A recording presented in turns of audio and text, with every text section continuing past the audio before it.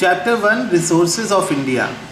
So class 10th students, this is the first chapter in your textbook of social science, Resources of India, and in this chapter we'll deal with the important natural resources which are present on the earth like soil, water, forest and wildlife. All these are considered as the natural resources of India.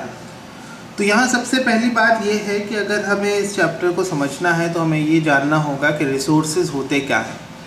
So resources are those aspects which facilitate the satisfaction of the human wants or help to resolve the problems. इसका मतलब होता है कि हर उस चीज़ को हम resource कह सकते हैं जो मानव की ज़रूरतों को पूरा करती है, चाहे वो प्राकृतिक चीज़ हो या फिर मानव के द्वारा निर्मित की गई कोई चीज़ हो. हर उस चीज़ को हम रिसोर्स कह सकते हैं. So resources are all those things which facilitate the satisfaction of the human wants and help to solve all the problems which the human being want to deal with. Okay, in other words, anything which fulfills the human wants or more or less it helps in solving the problems are called the resources. For example, water is a resource. एक उदाहरण ले सकते हैं हम कि अगर हम जल की बात करें तो water, human beings they use water for drinking, for irrigation, for cleaning, for cooking. There are lot many things in which the water is used by the human beings. तो जिस तरह से पानी का इस्तेमाल हम कई चीज़ों के लिए करते हैं और वो पानी हमारी ज़रूरतों को पूरा करता है, तो पानी को हम रिसोर्स कह सकते हैं, जल को हम रिसोर्स कह सकते हैं.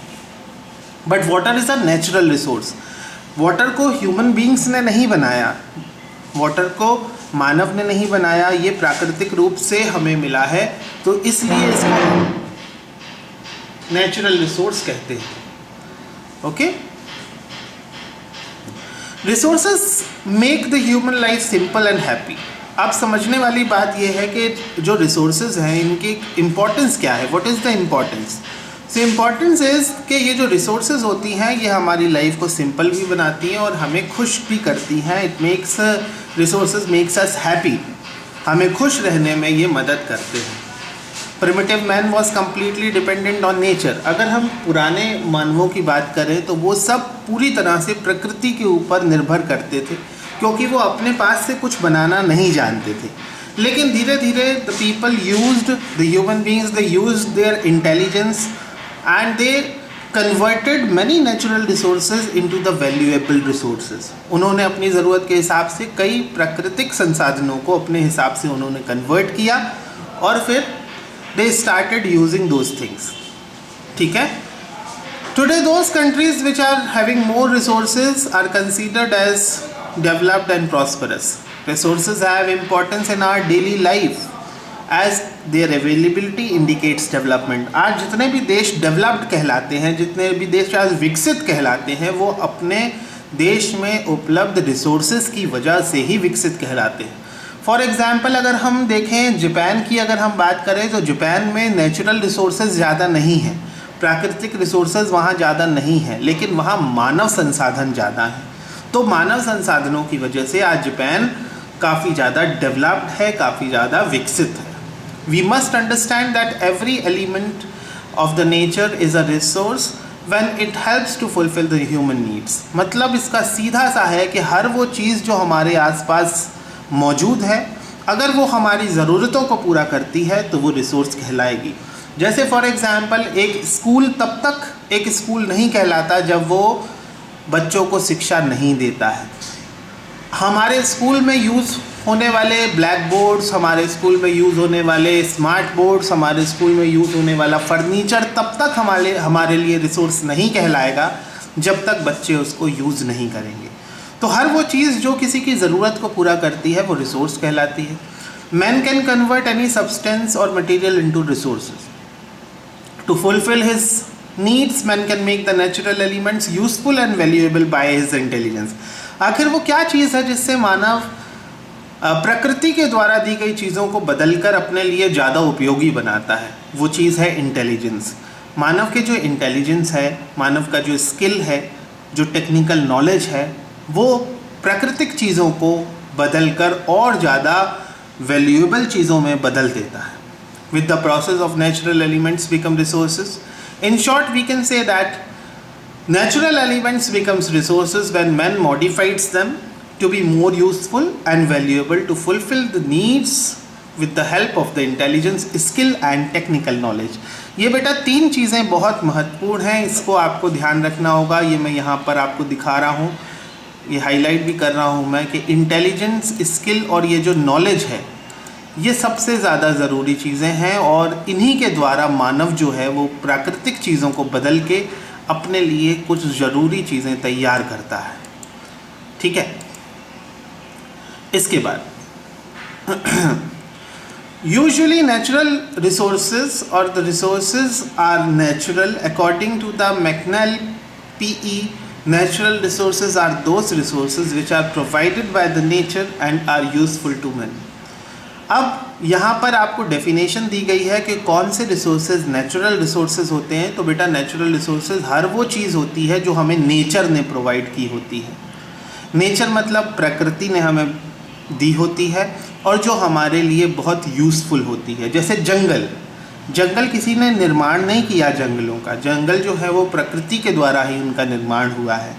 जिस तरह से पानी का निर्माण प्रकृति के द्वारा हुआ है, जिस तरह से हवा का निर्माण प्रकृति के द्वारा हुआ है।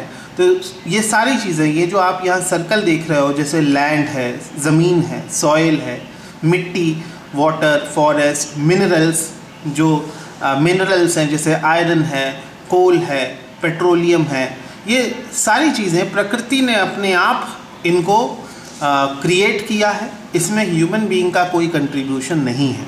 जैसे वाइल्ड लाइफ है, पार, एयर, ये सारी चीज़ें वो चीज़ें हैं जिनको हम नेचुरल रिसोर्सेज कह सकते हैं।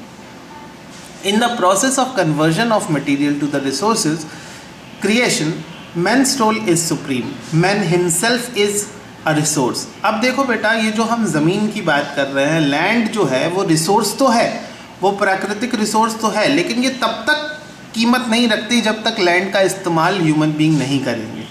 ज़मीन पर हम क्या करते हैं, खेती करते हैं तो हम उससे कुछ कमा पाते हैं। मतलब हमने जब लैंड का यूज़ किया तभी लैंड हमारे लिए रिसोर्स बनी। इसलिए हम कह सकते हैं कि ये सारी चीज़ें उपयोगी तब हैं जब मानव इसे उपयोगी बनाता है। मतलब अगर मानव इसको यूज़ ना करे, मानव ने अगर इन चीज़ों का इस्तेमाल ना किया होता तो शायद ये रिसोर्सेज भी ना कहलाती। ठीक है, तो man himself is a resource, इसीलिए मानव को खुद में अपने आप में भी एक रिसोर्स कहा जाता है।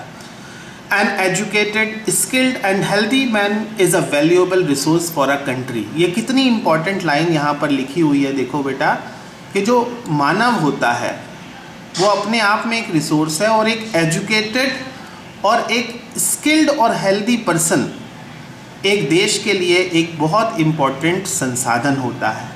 मतलब एक पूरे देश में जितनी भी पॉपुलेशन है उसमें से वो लोग जो शिक्षित हैं, वो लोग जो स्किल्ड हैं, वो लोग जो हेल्दी हैं, वो सारे लोग उस देश के संसाधनों में काउंट होते हैं। जब लोग हेल्दी होंगे तब वो देश के लिए कंट्रीब्यूट कर पाएंगे। जब लोगों के अंदर हुनर होगा, स्किल्ड होंगे, तब वो देश के इनकम में कुछ योगदान कर पाएंगे। जब लोग शिक्षित होंगे तभी वो देश की इनकम को इंक्रीज़ कर पाएंगे।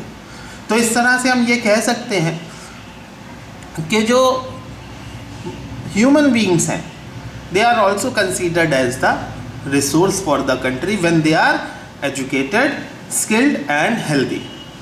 तो यहाँ हमने ये तो समझ लिया कि रिसोर्सेज होती क्या है और इनका क्या इम्पोर्टेंस है।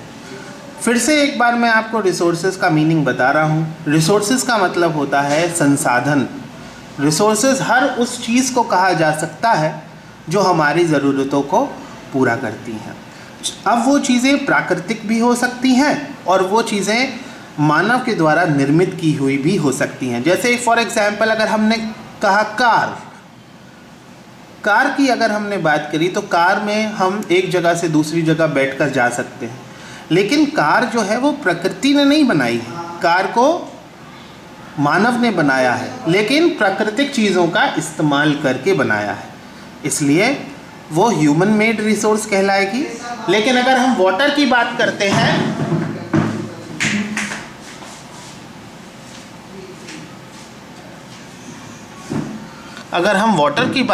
हैं, तो वाटर प्रकृति के द्वारा बनाई गई एक रिसोर्स है।